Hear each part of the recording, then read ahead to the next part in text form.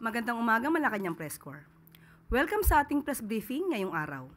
Simulan natin sa good news na hatid ng administrasyon ni Pangulong Ferdinand R. Marcos Jr. sa bagong Pilipinas. Dekalidad, masarap, at katumbas ng mamahaling bigas. Yan ang ilan lang sa mga komento ng mga nakakain na ng 20 pesos kada kilong bigas na nabibili ngayon sa mga kadiwa ng Pangulo. Pakinggan natin ang kwento ni Nanay Ilda ng Caloocan na nagpapasalamat sa pangakong natupad na ni Pangulong Ferdinand R. Marcos Jr. Panoorin po natin ito.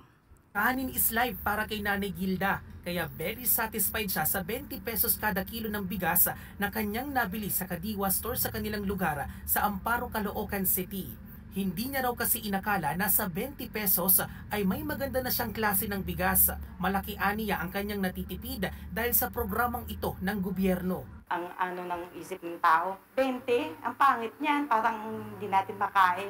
Alam mo, nung bumili ako, sinaing ko, ay ang ganda. Ang puti, ang alsa, hindi madaling mapanis. Pagkain na rin namin sa bahay. Ang laking tipid, sobra. Kaya nagpapasalamat siya sa inisyatibong ito. Sobrang salamat, sobrang ang laking tipid. Hindi lang siya nangako, tinupad niya. Sana tuloy-tuloy. Kahit wala na siya, sana tuloy-tuloy. Sinamahan namin si Nanay Gilda na isaing ang kanyang biniling 20 pesos na bigas para malaman kung talagang maganda at di kalidad ang klase nito. Sapat na aniya ang 2 takal ng bigas para sa kanilang hapunan ng kanyang mga apo at kung minsan pa nga ay may natitira pa na siya naman niyang isinasangag sa umaga. So ilang beses niyo po siya hinuhugasan? 2, 3, ganyan. So dapat kahit 2 o 3 kasi malabo siya kasi bagong ani. Pag bagong ani, malabo siya talaga. Walang bato, ang tawag doon, walang palay. Dapat maraming tubig kasi nga maansa siya. At nang maluto, Ma'am, kumusta yung sinaing natin? Oh, nakita mo naman, di ba? Sobrang ansa. Kasya isang pambarangay. Ang puti. At saka, mabango siya. Sarap siya, malambot, nabuhaghag. Para siyang yung tagsisikla sa kanin. Ayan, salamat kay Nanay Ilda. Samantala, alinsunod sa direktiba ni Pangulong Ferdinand R. Marcos Jr. na tugunan ng structural concerns sa San Juanico Bridge, makakasama natin ngayon si Department of Public Works and Highways Secretary Manuel M. Bunoan para bigyan tayo ng update sa ginagawang aksyon ng Multi-Agency Task Force na tumututok sa kaligtasan, trapiko at emergency response sa tulay. Secretary Manny, magandang umaga po. Magandang umaga po, Secretary, and magandang umaga po sa ating mga press corps nandito sa umagang ito. Well, ito po yung ginagawa po namin doon sa temporary closure of San Juanico Bridge. But before that, gusto ko lang masabi, yung original San Juanico Bridge was opened in 1973 pa ito. So it's more than 50 years na po ito. And it's actually due for major rehabilitation works. Sa katunayan po nito, na-anticipate na natin dito that it will have to be closed one time or another in the next few years. No? Kasi this is the reason why ito under the administration of President Ferdinand Marcos Jr., nagkaroon po ng plano that we will construct a new bridge nearby, adjacent to the existing San Juanico Bridge. Now, this is now in the works, yung nito, because the new bridge is now under preparation. In fact, this will be one of the flagship projects under this administration. And ito po ay mafi-finance ng Japanese government. It's now under detailed engineering design. We hope that the detailed engineering design will be completed by 2026, and thereafter, the construction will follow immediately. And ang plano ko dito talaga is pag natapos po itong tulay na ito po yung kuwan ng tulay na gagawin na perspective na yung tulay na gagawin doon nearby. And actually, pag natapos ito, dapat isasara po yung existing San Juanico Bridge para magkaroon na ng major rehabilitation works. So ito po yung anticipation. Unfortunately po, in the preliminary assessment of the San Juanico Bridge, doon po sa approach structures, hindi po yung main structure. The main structure is intact. Doon po sa approach structures, may nakita po na mga segments that are already in the state of deterioration sa ibaba. So, and it was recommended that dapat i-close na kaagad. But in the further analysis of the pinayagan po namin ng 3 tons muna for the time being yung makalakbay dito sa tulay na ito for the time being. While we are now undertaking po ngayon, as I speak, ginagawa po yung immediate retrofitting doon sa mga segments that are found to be deteriorated at saka dangerous for heavy loads, no. So ito po yung ngayon, siguro po ang kuwan namin dito is we are expediting the process. In the meantime, nakipag-coordinate po kami with the local governments, the Philippine Ports Authority, and dun sa PNP for the control of traffic. So for the time being po, yung halimbawa yung mga passengers that have to cross the bridge, unfortunately, they will have to stop on one end and they will transfer to another, to the same bus company on the other end. Pero yung transport po ng mga mga passengers are being shuttled free of charge po. Free of charge. So, ito po yung arrangements for the time being. And then, yung cargo po is actually we are coordinating with the Philippine Ports Authority. Kasi kung minsan yung mga cargo nang gagaling sa Luzon, no, from Matnog, kung po pwede po idiretso na dun sa may banda ng Carigara, sa may Leyte na po without passing through the bridge for the time being. In the meantime, we are doing our best na kung matapos po namin kumpunihin yung mga deteriorated sections doon sa approaches, we might be able to increase the load limit in some time within the year po. Thank you, Sec Manny. We can now take questions. Sam Medanilia, Business Mirror. Sir, na-mention po nila na merong plano na dapat magkakaroon ng temporary bridge. Magkano po kaya yung budget para doon sa temporary bridge? At i-pursue pa rin po ba yun ng government ngayong ongoing na yung rehabilitation sa San Juanico Bridge po? Hindi po namin pinaplano na magkaroon ng temporary bridge at this point in time because if you're going to construct a temporary bridge across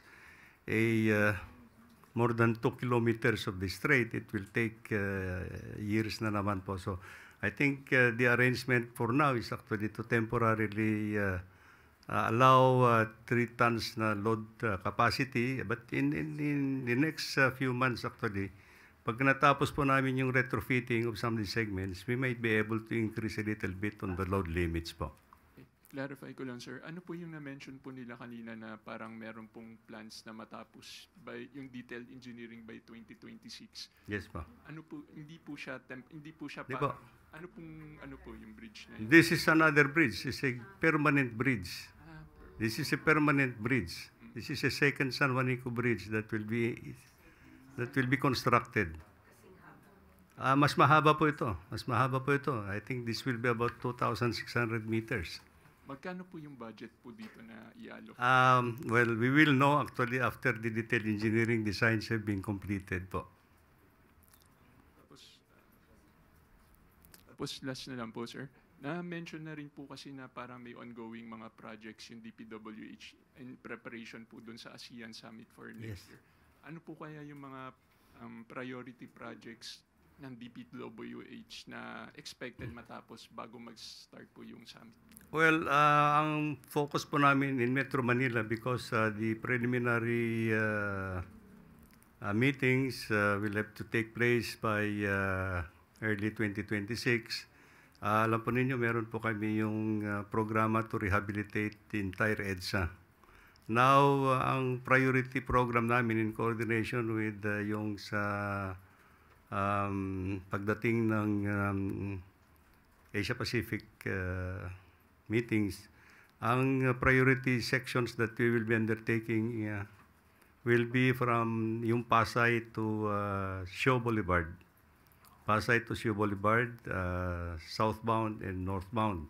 And ang timetable po namin dito is we hope that we can complete that segments, yung segments na yan by towards the end of the year.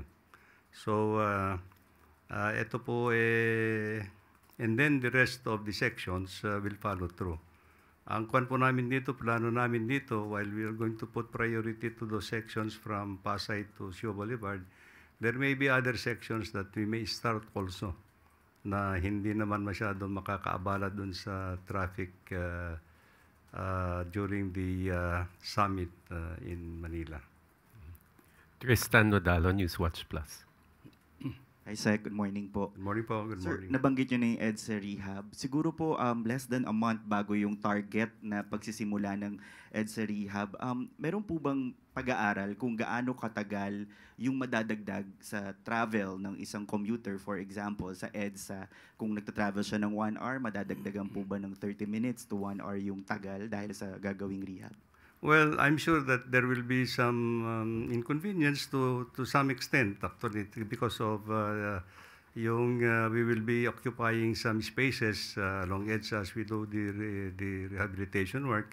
Pero ito yung pinag-uusapan po namin with Metropolitan Development Authority and Department of Transportation to plan out actually the traffic management so that we will minimize actually the inconvenience that will be brought up by the reconstruction of EDSA po. Yan ang kuwan namin. I think MMDA and DOTR are actually having the protocols and the traffic management plan laid out already so that tinitignan po nila kung ano yung mga alternate routes that is available and how to manage actually the internal traffic in EDSA during construction po. Ano po, sir, yung mga pinag-aaralang traffic management plans? Kasi may nabanggit din po yung Skyway, Stage 3, baka magamit din. Ano, sir, initial na... I think that is one of the propositions of the OTR to arrange with the concessionaires of the Skyway to allow actually some of the vehicles from yung nagtra-travel sa EDSA to use Skyway in the meantime that we are undertaking po yung rehabilitation works. And then MMDA naman yata, if I recall, is actually to delineate actually yung mga separated yung mga vehicles, yung mga motor vehicles as against yung mga bicycles or motorcycles on lane by lane para hindi ho magkakalabo-labo and to smoothen actually the travel along EDSA as we do the rehabilitation po. Ivan Mayrina, GMA Integrated News. Sec, balikan ko po yung San Juanico Bridge.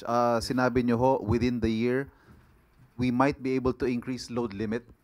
Increase load limit lang po pero hindi pa natin siya ibabalik sa full capacity. Yes, I think kasi the full capacity of the existing San Juanico Bridge will be undertaken as soon as the new bridge is actually constructed, no? Kasi while the main structure is intact, I think meron din kalang i-rehabilitate ngayon doon sa mismong center structure, no? But ang tansya namin dito, if we are able to increase the load limits, I think we may be able to increase it up to 10 tons actually. At sa 10 tons ho, hindi na ma-disrupt yung flow of goods and actually, most of the vehicles will be allowed except heavy loads. And when you say within the year, are you talking about the last quarter or maybe... Maybe last quarter po. Last quarter po. Okay. Meron ho bang instructions ng Pangulo dahil ang pinangangambahan po dito yung possible inflationary effect ng period na to na hindi nadadaan ng San Juanico dahil it will impact the cost of transporting goods to and from the region? Yes, I think this is an issue on economic considerations actually due to the impact of the closure of our limiting the load on San Juanico Bridge. But I think ang naman natin dito, the Philippine Ports Authority is actually trying to make yung alternative routes from Luzon going already to Leyte without passing San Juanico Bridge. I think ang po natin dito is the primary consideration here is to have to provide the safety access. No, you don't want really to compromise actually the safety of the motorist that will be passing through San Juanico Bridge po. Any specific instructions from the President Yes, po. regarding this? Yes po. Meron po bang? Kailangan po talaga, primordial is provide safety to the motorists. Thank you. Pierre Pastor, Bilyonaryo. Hi, Sec. Yes, ma'am. Konting detail lang po dun sa Carigara alternative Yes po. alternative route. Yes, ano ma'am. po yun parang Roro na pwede pong sakyan din ng passengers or para lang po siya sa business, I mean, goods? Pwede rin po, yes. Actually, ang nakikita ng Philippine Ports Authority is even from Matnog, they can go directly to Carigara na. Na hindi na pupunta doon sa San Juanico Bridge. But more effectively, more efficiently is actually yung mga passenger buses. They can travel all the way to the foot of San Juanico Bridge and then they will be shuttled to the other side. That's only about 2 kilometers po yan eh. Sasaluin naman ngayon ng other bus nila and continue the travel. Thank you, Sec. Eden Santos, Net 25. Sec, good morning po. Doon sa Morning po. free shuttle na para sa mga pasahero, magkano po ba yung budget na inilaan o ilalaan para dito po? At papaano po katagal yung ganitong setup? Well, yung budget is actually internal sa department. We will provide, actually free naman po ito. Free naman yung shuttle. And I think there are also contributions from the private sector na ako naman po rito sa temporary shuttling of passengers, no. So I think as long as kailangan po ng shuttling for the time being, yun po yung arrangement natin. So wala pong ilalabas na pera dito ang from the government end po? I don't think we will hindi po kami ng additional funds, that we will not need additional funds for the purpose po. Thank you po. Tuesday New, DZBB. Hi, Secretary. Yes, ma'am. Maiba ako ng tulay naman. Yung tulay sa Isabela, sir, ano ang findings na na-submit nyo kay Presidente? At mayroon na po bang nakasuhan doon sa nangyaring aksidente? Well, yung sa may Kabagan po, tapos na po kami doon sa technical investigations namin, no? And I think at this point in time, we will now be rendering actually yung completion of the report so that we will have to request all those that we think should be asked yung participation nila on the construction of that bridge. But in the meantime, ang ng Pangulo sa amin is actually, while we are doing that, let's move forward and at the earliest possible time, tingnan natin how we are going to reconstruct or rebuild the bridge. And yun po yung pinagtutuunan po namin ng pansin ngayon. Yung how are we going to rebuild it at the shortest possible time. And nagsimula na po ba yung Yes po, proseso para? sisimula na po kami. I think ang pan po namin dito is, I think, because there are some issues that has led to the failure of one segment, tinitingnan po namin yung, the overall structural integrity of the bridge now, kung ano po ang dapat namin gawin para makumpuni namin lahat. Thank you, sir. Clay Pardilla, People's Television. Good morning po, Secretary. Good morning po, good morning. Secretary, how much is the total budget and when did the DPWH actually realize that San Juanico Bridge needed major rehab, and what lessons can we learn to avoid acting only kapag hindi na po ito ligtas? Well, I think as I said, the planned new bridge is actually in the process of undertaking yung detailed engineering design. We would know actually as soon as matapos natin po yung detailed engineering design. I'm sure that the new bridge will also last, will be designed for more than 50 years actually yung design, yung bridge na yan. Similar to the original San Juanico Bridge. San Juanico Bridge, as I said, was completed in 1973, and it's only now that I think it is really due for major rehabilitation works po. Any more questions for Sec Bonoan? If there are none, thank you, Sec. Maraming salamat po sa atin lahat. Salamat po. Maraming salamat sa inyong pagsama sa araw na ito, Sec Manny. Thank you po. At handa na po tayong tumugon sa inyong mga katanungan.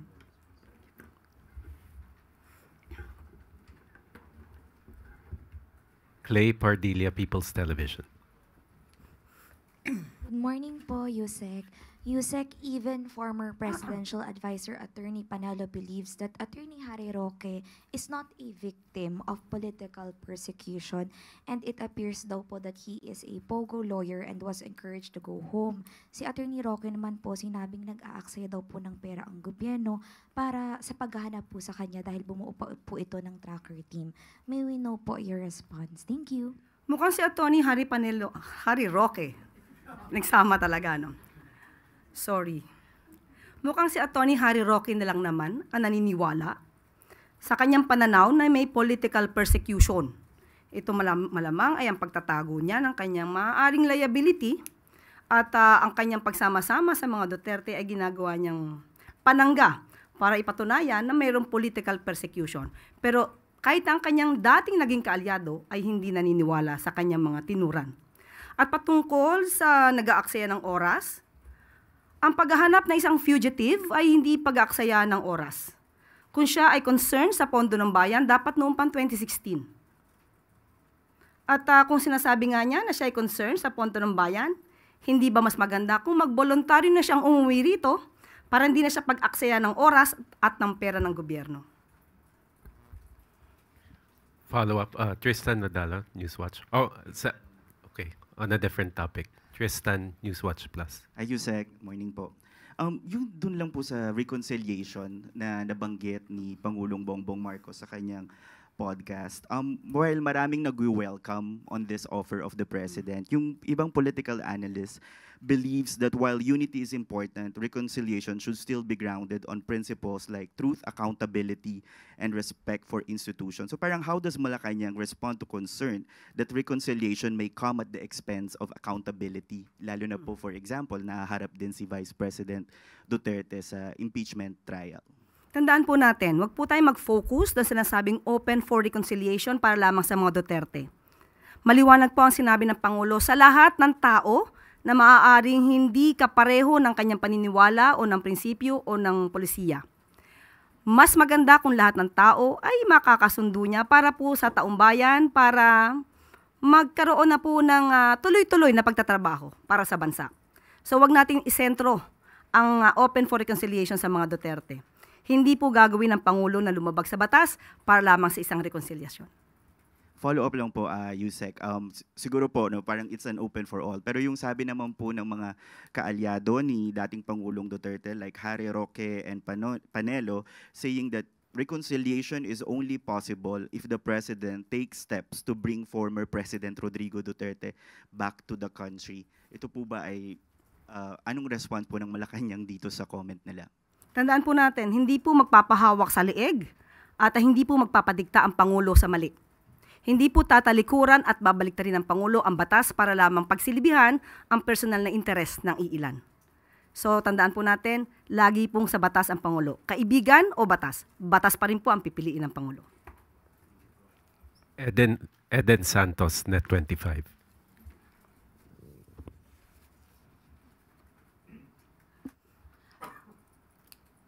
Gaya din po na nabanggit nila, Yusek, good morning po.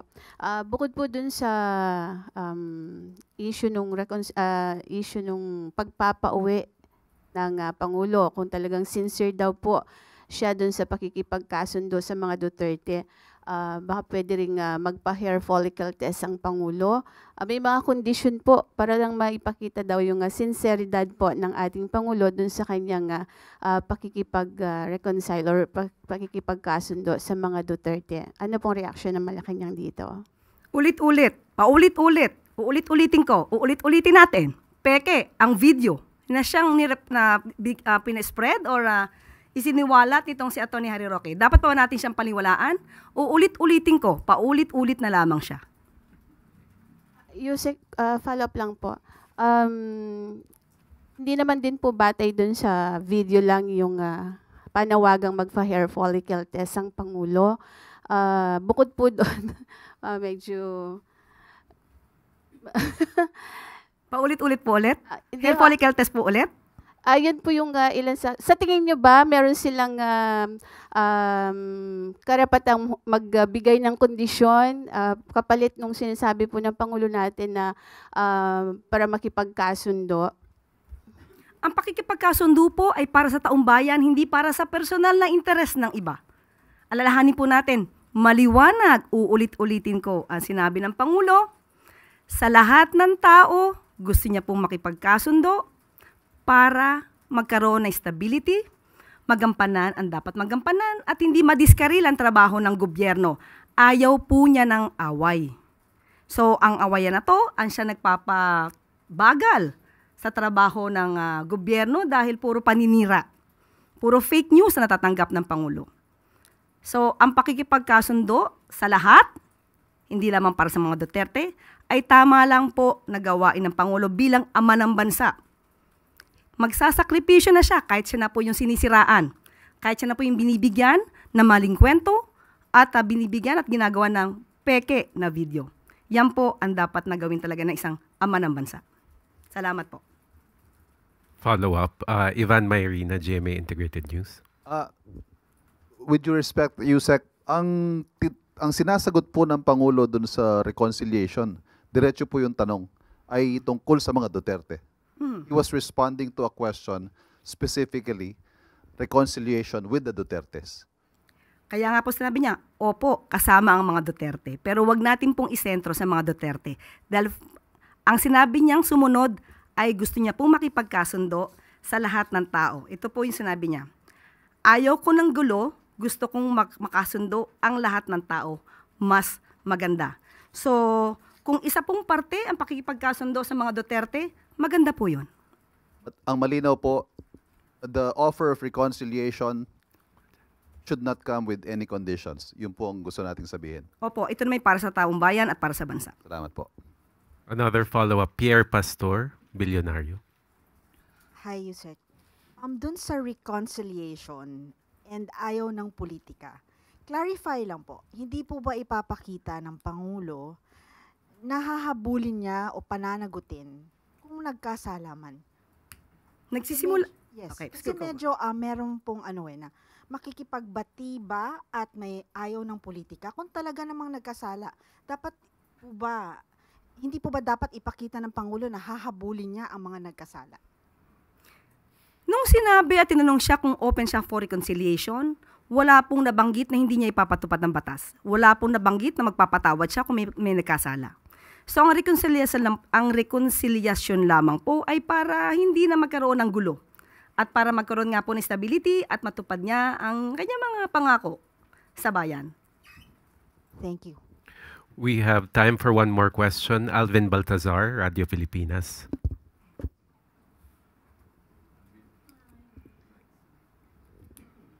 Yusek, on other matters naman. May latest ba sa OWA after ng pagkakatanggal kay Mr. Arnel Ignacio? Is there any development sa agency? Opo, sinabi po natin na si former OWA Administrator Arnel Ignacio, hindi po siya nag-resign, siya po ay tinanggal. Dahil sa mga anomalyang nabanggit na po ito ni Secretary Hans Kakdak. At maliban po dyan, mayroon pa pong isa na makakasama, ang Deputy Director na si Emma Sinclair. Pareho po silang tinanggal, hindi po sila pinag-resign. Ito lamang po ay isang senyales. Maaari nating sabihin na ito ay panawagan ng Pangulo sa lahat ng mga nagtatrabaho sa ilalim niya. Nagampanan ninyo ang inyong trabaho. Huwag tanggalin ang pangluloko o lokohan sa inyong pagtatrabaho dahil hindi po mangingimang Pangulong tanggalin kayo sa pwesto. You will all be fired kapag hindi nyo tinupad ang inyong mga obligasyon sa bayan. Thank you very much, Yusek Claire. At bago po tayo magtapos, isa naman pong good news. Gusto niyo po, okay, ito maganda to Gusto niyo po bang maranasan kung paano magtrabaho sa gobyerno?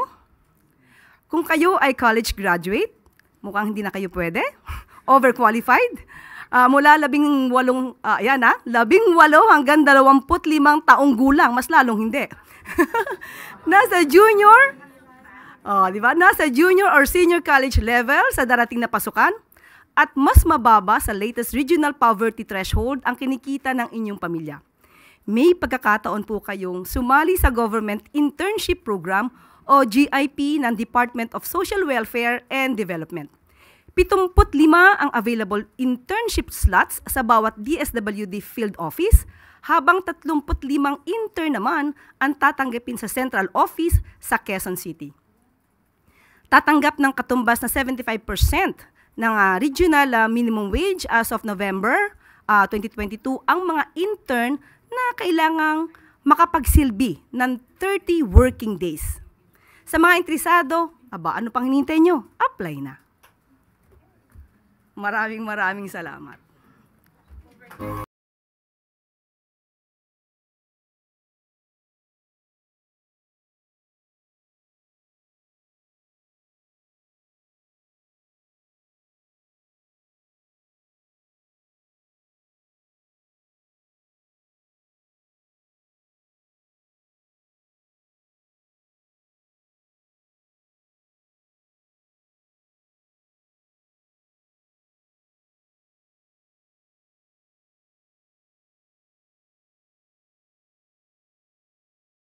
Alam ko po, nalungkot kayo sa mga qualifications na akin nabanggit. At muli pong paalala, maaari na po kayong dumulog sa ating mga kababayan natin sa 51 bagong urgent care and ambulatory services or bukas centers sa 33 probinsya sa buong bansa. Meron ng 26 sa Luzon, 8 sa Visayas at 17 sa Mindanao na nagsiservisyo na po sa 500 pasyente araw-araw. Target ng Department of Health na makapagpatayo pa ng hindi bababa sa 28 na bukas centers sa buong bansa para mapagsilbihan ang nasa 28 milyong Pilipino na nangangailangan ng accessible at dekalidad na serbisyong pangkalusugan. Sa tandaan po natin, ang proyekto po ng Pangulo, bigas at bukas.